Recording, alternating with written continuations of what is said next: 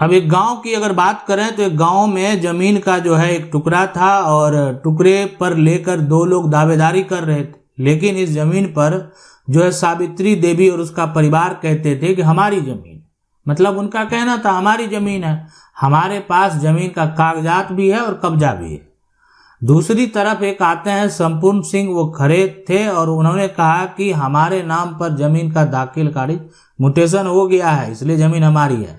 अक्सर आप देखते होंगे अपने आसपास में कि जो लोग जमीन का रसीद कटा लेते हैं, यानी जो लोगों का जमीन का जमाबंदी कायम हो जाता है, जो लोगों का जमीन का दाखिल खारिज हो जाता है, उनको लगता है कि ये जमीन अब हमारी है, यानी जमीन का म्यूटेशन तो हम करा लिए, जमीन का दाखिल खारिज करा लिए। लेकिन उसका क्या, जो लोगों जिनके पास जमीन का कब्जा है और जिनके पास जमीन के अन्य ऐसे कोई दस्तावेज हैं जिससे ये साबित होता है कि जमीन का वो मालिक है, तो उसी प्रकार से यहाँ कह रहे हैं द लैंड इनका है, our we have legal document. मेरे पास एक ऐसा कागजात और पोजेशन भी है, मेरे पास एक ऐसा कागजात है जो लीगल डॉक्यूमेंट है। ये जमीन की हो सकता है कि सेल डीड हो, जमीन की रजिस्ट्री हो, यहाँ पर जो है इनके पास मौजूद है, लेकिन जमीन का म्यूटेशन कोई और करा दिया। और ये मामला धीरे धीरे पता है कहाँ पहुंच गया, सुप्रीम कोर्ट तक। लेकिन सुप्रीम कोर्ट पहुंचने से पहले मामला निचली अदालत में भी गया होगा, मामला हाई कोर्ट में भी गया होगा, और उसके बाद जो सुप्रीम कोर्ट का जो अंतिम निर्णय है अब वो तो स्वीकार करना ही है। यानी पहले लोग निचली अदालत का फैसला नहीं माने तो मामला चला गया हाई कोर्ट में। अब हाई कोर्ट का भी फैसला लोगों को स्वीकार नहीं है तो मामला चला जाता सुप्रीम कोर्ट में। तो आज ये पूरा बताएंगे आखिरकार ये जजमेंट क्या कहता है, इसका पूरा डिटेल के साथ केस नंबर भी बताएंगे, कब ये जजमेंट हुआ, कब फैसला आया, ये सब कुछ बताएंगे। अब देखें गांव में ये तो चल ही रहा था, ये कह रहे दोनों पक्ष आपस में बहस कर रहे थे। अब उसका जमीन वो जो है कब्जा करने का प्रयास किया जा रहा था सावित्री देवी का, लेकिन सावित्री देवी के पक्ष में एक कागजात था, सिर्फ दाखिल खारिज से कोई मालिक नहीं बन जाता। यानी गांव में बहस सुनकर मामला जब जैसे ही सिविल कोर्ट पहुंचता है, ट्रायल कोर्ट पहुंचता है, तो ट्रायल कोर्ट के द्वारा एक जजमेंट आ गया कि दाखिल खारिज से मालिक आप कैसे बन जाएंगे, दाखिल खारिज कैसे कराए, कैसे किस प्रकार जुगाड़ किए, कौन सा कागजात था जिससे आप दाखिल खारिज करा लिए। असली मालिक वही होगा जिसके पास वैध सेल डीड है या अन्य कोई दस्तावेज भी है, रजिस्टर्ड डॉक्यूमेंट है, तो कानूनी तौर पर वो असली मालिक कहलाएगा। ये बात आप समझ लें। तो ट्रायल कोर्ट ने जो फैसला दिया ना वो सावित्री देवी के पक्ष में दिया, इसलिए कि देखें उनके पास जमीन का रजिस्ट्री है। अब जमीन का रजिस्ट्री है, किसी कारणवश जो उनके पूर्वज होंगे या उनके पति होंगे वो दाखिल खारिज नहीं करवा पाए। बहुत लोग पहले ऐसा किए हैं, जमीन का रजिस्ट्री करा लिए, उनके पास जमीन का सेल डीड तो है लेकिन वो जो है उसका दाखिल खारिज नहीं कराए। दाखिल खारिज नहीं कराए तो दाखिल खारिज जैसे खरीदे उसी का जो परिवार है उसके नाम पर म्यूटेशन कायम होता गया। अब ये समय बीत गया, बहुत दिन हो गया, तो अब ये रजिस्ट्री का क्या मान्यता खत्म हो जाएगा। तो यही बात है। लेकिन जमीन बेचा गया था, जमीन की रजिस्ट्री हुई, ये जमीन दिया गया और इसका जो है यहाँ पर जमीन का रजिस्ट्री का कागजात भी है, लेकिन कब्जा भी बरकरार है, लेकिन सिर्फ म्यूटेशन नहीं, दाखिल खारिज नहीं कराए। और दाखिल खारिज नहीं कराए तो बार बार वो दूसरा लोग जो है, जो हिस्सेदार है, उत्तराधिकारी है यहाँ पर, वो लोग जैसे संपूर्ण सिंह हो गए उत्तराधिकारी, वो अपना जमीन पर जो है पहले इनका पिता ही बेचे थे जमीन को और ये अपने नाम पर जमीन का दाखिल खारिज करा लिए। तो संपूर्ण सिंह हार मानने से इनकार जो है नहीं किया, उनको लगा कि नहीं कुछ अब आगे लड़ना चाहिए, कहीं अगर ये जमीन फिर से वापस मिल गया तो लाखों करोड़ों का ये जमीन है, अब जो है फिर से पैसा छाप सकते हैं। तो ये आप समझ सकते हैं कि सीधी सी बात है, लालच आ गया कि हम अपना चीज को ऐसे कैसे छोड़ दें। उनका जमीन तो अब इनके पास तो सिर्फ रजिस्ट्री है और ये जो है कोई कागजात तो है नहीं। अब जमीन का कब्जा भी है, मेरे पास तो जमीन का म्यूटेशन, हम चाहेंगे किसी को बेच भी देंगे, मेरा नाम तो अभी ऑनलाइन डिटेल पर भी सारा कुछ पोर्टल पर शो कर रहा है।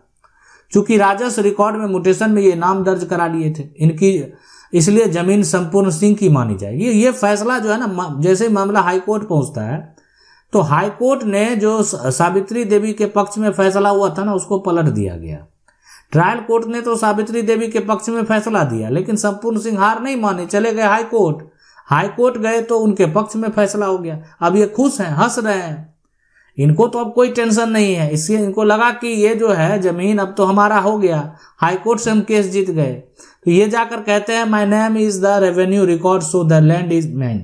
तो ये इनका जमीन हो गया। कहने का मतलब है कि ये इनका लैंड जो है वो एक तरह से रेवेन्यू रिकॉर्ड में दर्ज है, इनका नाम दर्ज है रेवेन्यू रिकॉर्ड में।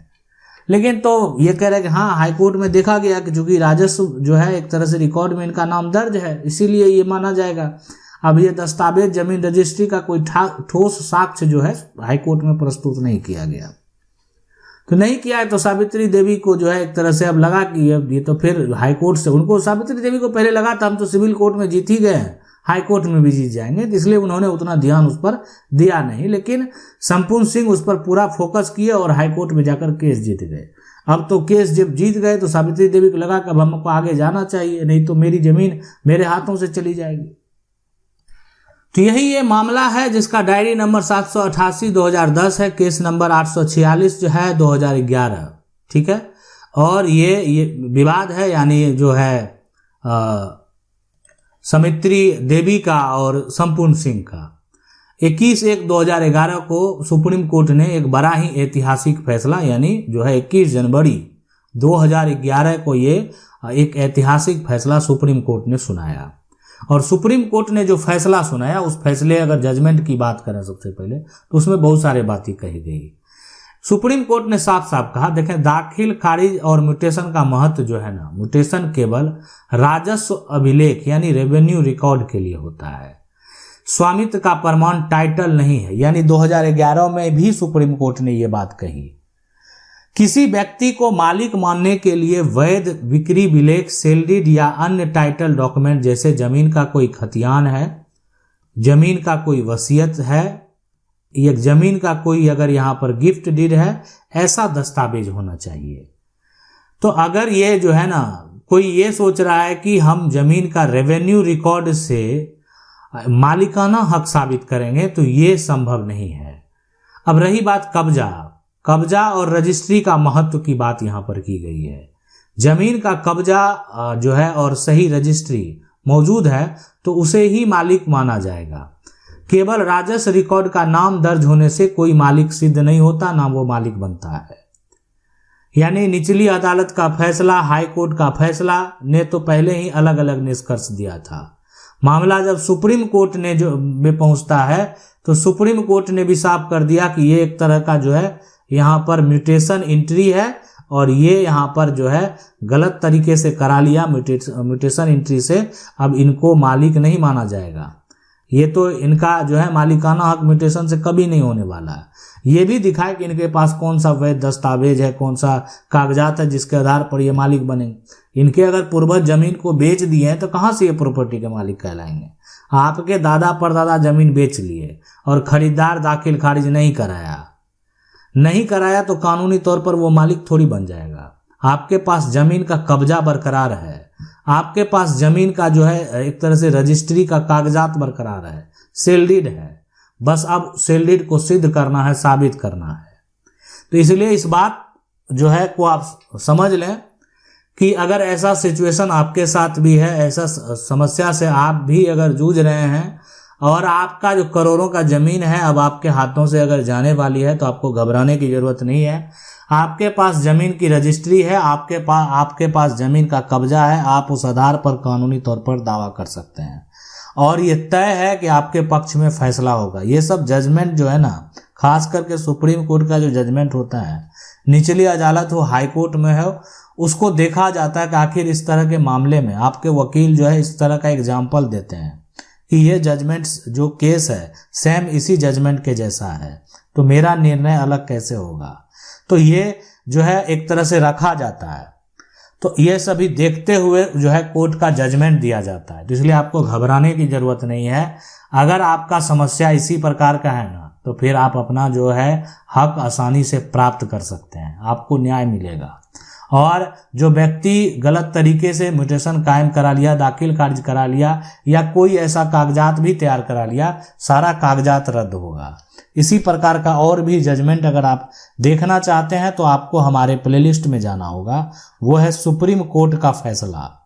और साथ में अगर हाई कोर्ट का भी फैसला देखना चाहते हैं, अब बहुत लोग लोगों का जो फैसला वो हाई कोर्ट तक सीमित है, वो सुप्रीम कोर्ट गए नहीं।